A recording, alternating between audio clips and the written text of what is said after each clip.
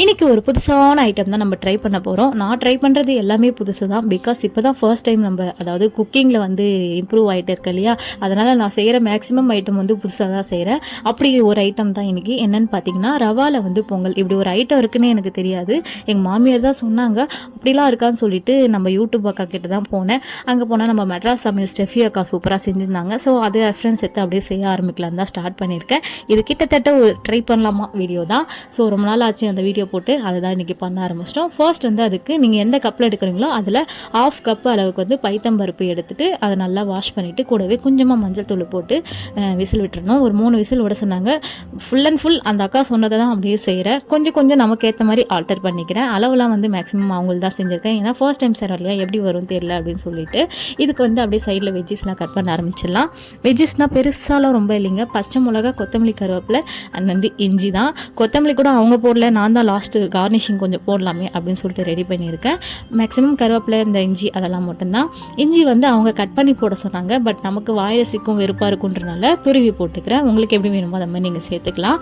But இதில் சின்ன சின்ன ஆல்ட்ரேஷன் மட்டும் பண்ணால் நமக்கு ஏற்ற மாதிரி வரும்னு நினைக்கிறேன். நான் எக்ஸாக்டாக அவங்கள மாதிரி செஞ்சனால கொஞ்சம் டிஃப்ரெண்ட்டாக இருந்த மாதிரி ஃபீல் ஆச்சு.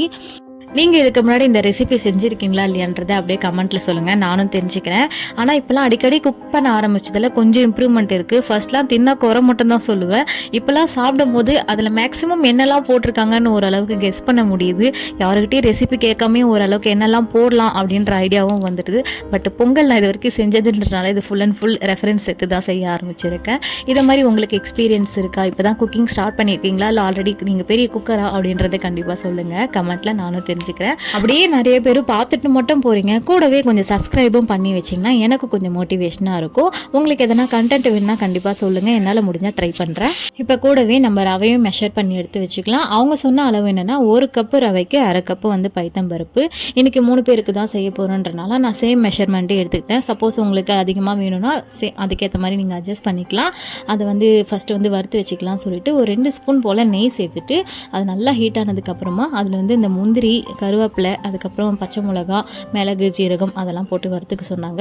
நான் வந்து அவங்க சொன்ன மாதிரி அப்படியே உடனே போட்டேன். ஃபர்ஸ்ட் வந்து முந்திரி போட்டு லைட்டாக வறுத்ததுக்கப்புறம் தான் மொத்த ஐட்டம்லாம் போடணும்னு நினைக்கிறேன். அது கொஞ்சம் வந்து கலர் சேஞ்ச் ஆகாத மாதிரியே ஃபீல் ஆச்சு.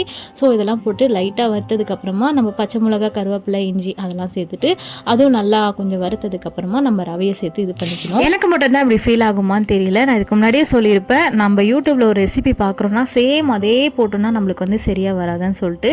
எனக்கு அப்படி தான், உங்களுக்கு எப்படின்னு சொல்லுங்கள். நிறைய ரெசிபி இப்போ பார்த்து தான் மேக்ஸிமம் செய்கிறோம். அது மாதிரி பார்த்து செய்யும்போது உங்களுக்கு எது மாதிரி வரும், சேம் அதே போட்டிங்கன்னா கரெக்டாக வருமா இல்லை எப்படின்னு சொல்லுங்கள். இப்போ நம்ம பருப்பும் சூப்பராக வெந்துருச்சு. தண்ணி கொஞ்சம் எக்ஸ்ட்ரா விட்டனால அந்த தண்ணியை லைட்டாக ஃபில்டர் பண்ணி நான் சேர்த்துக்கிட்டேன். எப்படியும் நமக்கு தண்ணி சேர்க்கும் போது அந்த தண்ணியை சேர்த்துக்கலாம் சொல்லிட்டு கூடவே வந்து நம்ம முந்திரிலாம் லைட்டாக வறுத்ததுக்கப்புறமா ஒரு 2 பிஞ்ச் போல் வந்து பெருங்காயத்தூள் சேர்த்துட்டு அதுவும் லைட்டாக வதக்கிட்டு ரவையை போட்டு நம்ம அந்த ப்ரௌன் கலர் லைட்டாக அந்த ரவை வாசனை வரும் இல்லையா, அந்த அளவுக்கு வறுத்துட்டு ஒரு பிளேட்டில் மாற்றிக்கலாம். நான் எப்பயுமே பருப்பு வந்து அதாவது கடைவாங்க இல்லையா, அது வந்து சில பேர் கரண்டில் செய்வாங்க, சில பேர் மத்தில் செய்வாங்க. நான் வந்து இந்த நவீன எக்யூப்மெண்ட்டில் தான் செய்வேன், வேறு எதுவும் இல்லை. விஸ்கு தான் எனக்கு இதில் ஈஸியாக வர மாதிரி ஃபீல் ஆகும். டக்குன்னு வந்து மசிஞ்சிரும் நல்லா அந்த சூட்லேயே வந்து மிக்ஸ் பண்ணும்போது. இந்த விஸ்கு இல்லைனா வந்து இந்த கடைவாங்கல மோர்லாம் கடைவாங்கல இப்படி வச்சா சுத்தம் இல்லையா, அந்த விஸ்கு எடுத்துப்பேன். மற்ற விட எனக்கு வந்து இது ஈஸியாக இருக்கிற மாதிரி ஃபீல் ஆகும். இந்த 2த்தில் தான் நான் மேக்ஸிமம் யூஸ் பண்ணிப்பேன். நீங்கள் எப்படி பருப்புலாம் கடைவீங்கன்றதை அப்படியே சொல்லுங்கள். எல்லாம் ரெடி பண்ணதுக்கப்புறமா லாஸ்ட்டாக வந்து இந்த பருப்பு நம்ம மெஷர் பண்ண தண்ணி 1க்கு அதாவது 1.5க்கு 3 சொன்னேன் இல்லையா, அந்த அளவுக்கு தண்ணி ஊற்றிட்டு தேவையான அளவுக்கு உப்பு போட்டுட்டு நல்லா கொதிக்க வச்சுட்டு, கொதிக்க ஆரம்பிச்சதுக்கப்புறமா லோ ஃப்ளேமில் வச்சு நம்ம ரவையை சேர்த்து மிக்ஸ் பண்ண ஆரம்பிக்கணும். இதுலேருந்து நான் ஒரு விஷயம் கற்றுக்கிட்டது என்னென்னா, மெட்ராஸ் சமையல் எப்படின்னா லாஸ்ட்டாக நிறைய நெய் சேர்க்குறாங்க. அதனால் வந்து ரவை ஒன்றோடு ஒன்று ஒட்டாமல் நல்லா உதிரியாக இருந்தது. பட் நம்ம வந்து நெய் குழந்தைக்கெலாம் கொடுக்குறோன்றனாலையும் நெய் அதிகமாக போட்டால் திகட்டுன்றனாலையும் நெய் வந்து நிறையா சேர்க்கல, கொஞ்சம் கம்மியாக தான் சேர்த்தேன். அதனால் லைட்டாக குழன்னு இருந்த மாதிரி எனக்கு ஃபீல் ஆச்சு. அதுக்காக நெக்ஸ்ட் டைம் வந்து வேறு மாதிரி கொஞ்சம் ஆல்ட்ரு பண்ணி செய்யணுன்ற மாதிரி பிளான் பண்ணியிருந்தேன். அதர்வைஸ் டேஸ்ட்லாம் நல்லா இருந்தது. பட் சூடாக சாப்பிட்டா தான் இது இன்னும் சூப்பராக இருக்கும்னு நினைக்கிறேன். பிகாஸ் இது ஆறுனதுக்கப்புறம் கொஞ்சம் இருக்கிற மாதிரி எனக்கு ஃபீல் ஆச்சு. லாஸ்ட்டாக வந்து கொஞ்சம் உப்பு மட்டும் செக் பண்ணிவிட்டு சேர்த்துட்டு மிக்ஸ் பண்ணிவிட்டு கொத்தமல்லி போட்டு கார்னிஷிங் பண்ணி ஃபினிஷ் பண்ணி. இந்த மாதிரி யூடியூப் பார்த்து பண்ணுற ரெசிபி உங்களுக்கு ஃபுல்லாக சேம் ப்ரொசீஜர் ஃபாலோ பண்ணால் நல்லா வருமா வராதுன்னு சொல்லிட்டு போங்க. டாட்டா.